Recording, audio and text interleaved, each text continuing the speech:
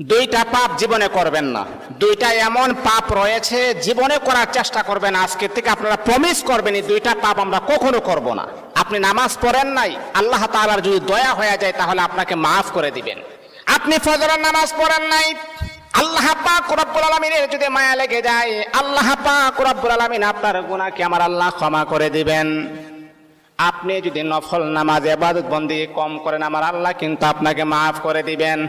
কিন্তু আল্লাহর নবী বলেন দুইটা এমন জঘন্যতম পাপ রয়েছে, এই পাপগুলার ক্ষমা আমার আল্লাহ জীবনে কখনো তার বান্দাকে করবে না। দুইটা পাপ এমন জঘন্যতম পাপ, এগুলা করা যাবে না। এক নাম্বার হচ্ছে অন্যের হক নষ্ট করা। অন্যের হক কখনো নষ্ট করবেন না। আজকে নিজের ভাই বোনের হক নষ্ট করে দেয়, অন্যের হক নষ্ট করা যাবে না। দুই নাম্বার হচ্ছে আল্লাহ পাক রব্বুল আলামিনের সাথে শিরিক করা। যদি কোনো বান্দা আল্লাহ পাকের সাথে শিরিক করেন, আমার আল্লাহ